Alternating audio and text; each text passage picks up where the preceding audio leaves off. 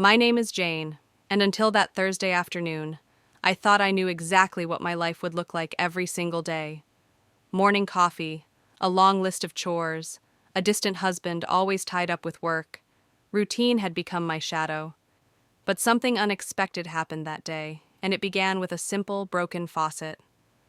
The kitchen tap had been leaking for days, and with my husband out of town for yet another business trip, I decided to call a plumber. When the doorbell rang, I opened the door to find Philip standing there. He was tall, broad-shouldered, and exuded a confidence that caught me off guard. His smile was easy, his eyes piercing, and there was something about the way he carried himself that made it hard to look away. "Mrs. Taylor?" he asked, his voice deep and smooth. I nodded, fumbling over my words as I let him in. Philip carried a toolbox in one hand and moved with the kind of assurance that made me feel instantly self-conscious. I tried to keep myself busy, pointing out the problem and offering him a drink, but my words came out hurried, almost nervous. "The faucet. It's been dripping non-stop. I've tried tightening it, but nothing seems to work." He nodded, setting his tools down and rolling up his sleeves. His forearms were strong, lined with veins that seemed to move as he worked. "I'll take a look," he said simply, kneeling by the sink. I watched for a moment longer than I should have before realizing how obvious I was being. I'll be over here if you need anything," I mumbled, retreating to the kitchen table and pretending to scroll through my phone. But my eyes kept drifting back to him. There was something hypnotic about the way he worked, his movements precise and deliberate. His shirt clung to his back, dampening slightly as he maneuvered under the sink. "It's a simple fix," he called out after a few minutes. "Whoever installed this didn't tighten the connections properly. Shouldn't take more than half an hour." "That's good to hear," I replied, trying to sound casual. But there was nothing casual about the way my heart was racing. It wasn't just his looks or his confidence, it was the energy he brought into the room, an energy I hadn't felt in a long time. "You don't have to wait around," he added, glancing up at me with a small smile. "I'll let you know when it's done." "Oh, it's no trouble," I said quickly, realizing too late how eager I sounded. "I'll just tidy up in here." I moved around the kitchen aimlessly, wiping down counters that were already clean and rearranging items that didn't need rearranging. All the while, I couldn't shake the awareness of his presence just a few feet away. The occasional clink of tools and the sound of running water filled the silence, but my mind was anything but quiet.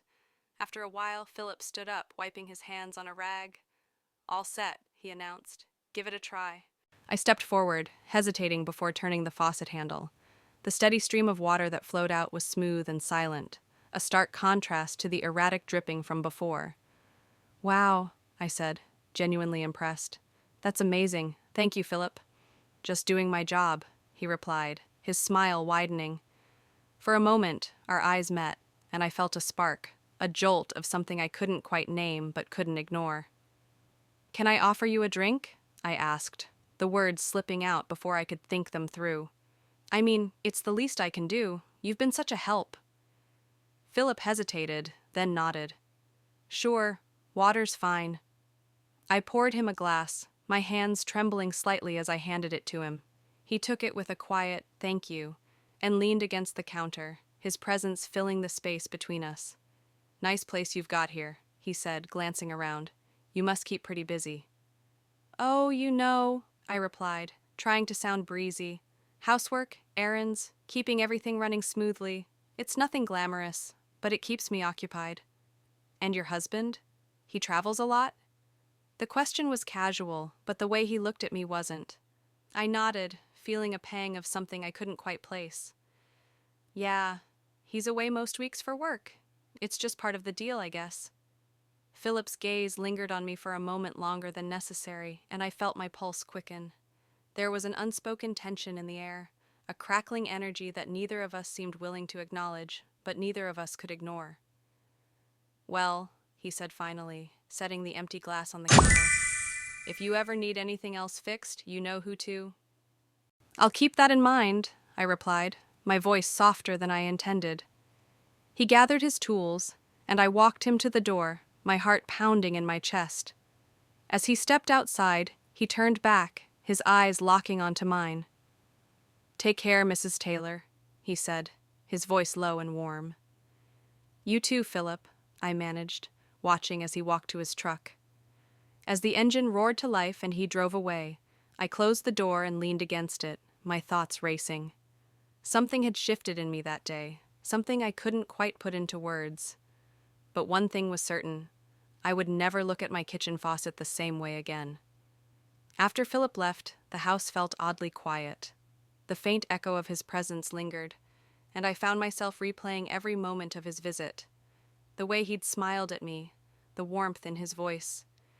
It was all so different from the monotony I'd grown used to. For the first time in what felt like years, I felt awake.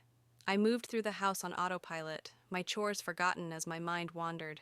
The tension that had filled the kitchen earlier wasn't something I could dismiss. It was as if a door I hadn't realized existed had been opened, and now I couldn't ignore what lay on the other side. By the time evening rolled around, I was still lost in thought. I made a simple dinner for myself. The clatter of dishes a poor distraction. My husband called as he usually did, his voice distant even over the phone. "How was your day?" he asked, the same question he asked every evening. "Fine," I replied, the lie coming easily. I didn't tell him about Philip or the way my heart had raced when our eyes met. "How about you?" "Busy, as always," he said, his tone matter of fact. The conversation drifted into familiar territory. Work updates, polite inquiries, and the occasional pause where neither of us had anything to say. When we finally hung up, I felt a pang of guilt, but it was fleeting. As the days passed, I couldn't shake the memory of Philip. I found myself glancing at the kitchen faucet more often than necessary, each time recalling the way he'd looked at me.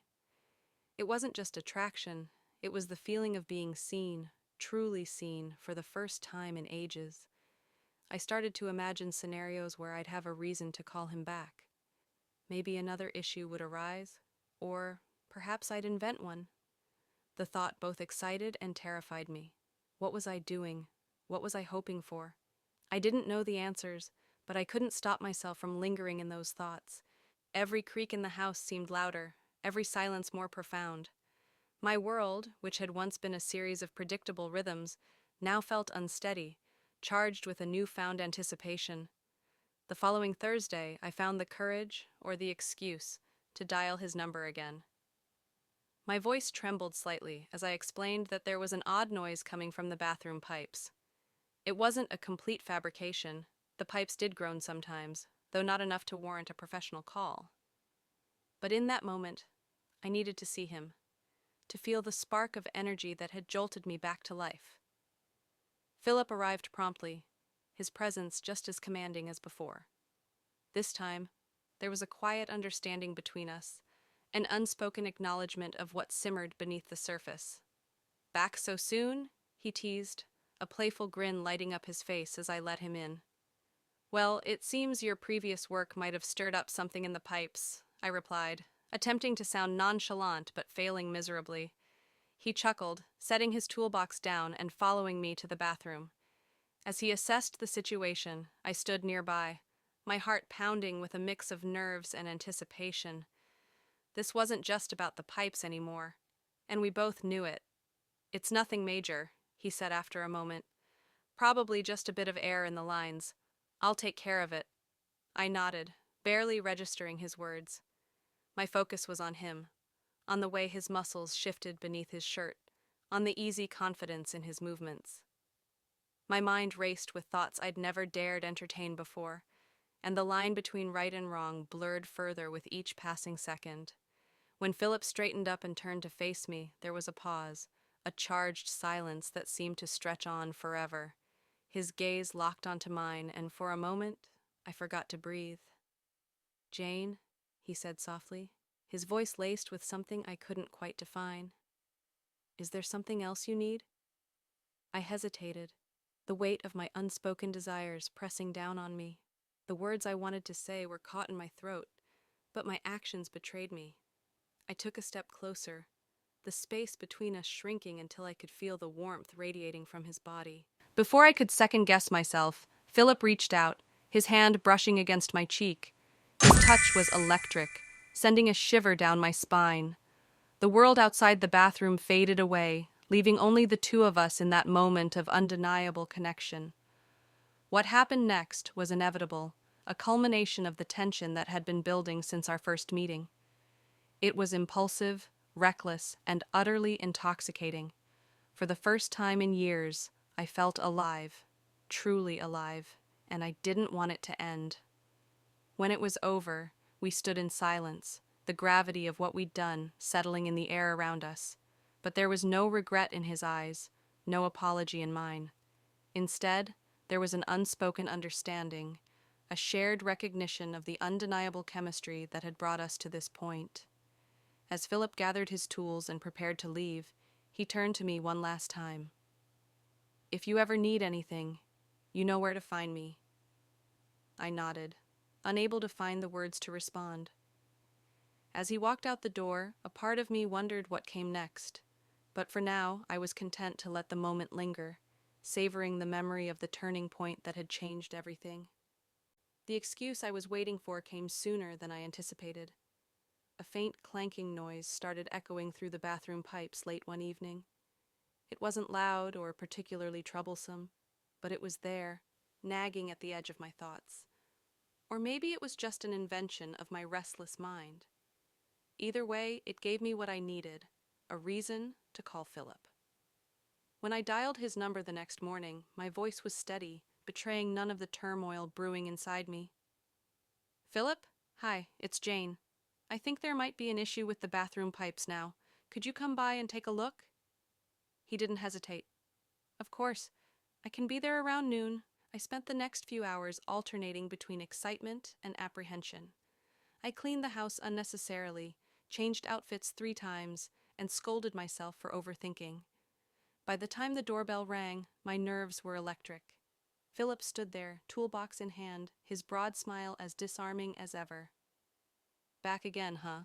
he teased lightly as I let him in. "Seems like it," I replied, trying to keep my tone casual. "I hope I'm not becoming your most troublesome client." He chuckled, a deep, rich sound that sent a thrill through me. "Not at all." I led him to the bathroom, pointing out the supposed issue with the pipes. He crouched down, inspecting the plumbing with practiced ease. As he worked, I couldn't help but watch him, every movement a reminder of the quiet confidence that had drawn me in from the start. "It's nothing major," he said after a moment. "Just some air in the pipes. I'll have it sorted in no time." "Thank you," I murmured, my voice softer than I intended. The small bathroom felt suddenly intimate, the air between us charged. I could see the way his muscles tensed slightly as he worked, his presence filling the space like a magnet pulling me closer. When he finished, he stood and wiped his hands on a cloth, his gaze meeting mine.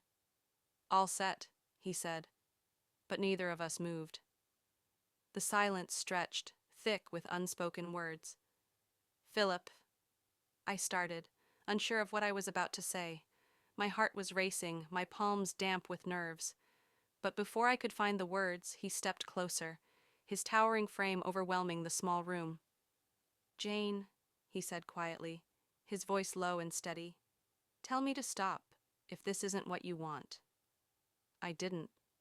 Instead, I closed the gap between us, my hands finding his chest, his warmth searing through the fabric of his shirt. The world outside that bathroom ceased to exist as he pulled me into him, his lips meeting mine with a fervor that left me breathless. The next moments were a blur of passion and urgency, a whirlwind that swept away every ounce of doubt or hesitation. His touch ignited something deep within me, something that had been dormant for far too long. It was reckless and wild, and I didn't care. When it was over, we stood in the quiet aftermath, our breaths mingling in the stillness. There was no guilt, no regret, only the lingering heat of what we'd shared. Philip's eyes searched mine, and for the first time in years, I felt truly seen. "I should go," he said eventually, his voice gentle. "But if you ever need anything else—" I nodded, a faint smile playing on my lips. "I'll call." As he left, I leaned against the bathroom door, my mind racing. I knew I had crossed a line, but I didn't feel remorse. Instead, I felt alive, a spark reignited in a life that had grown dull and predictable. Whatever came next, I knew one thing for certain: this was only the beginning.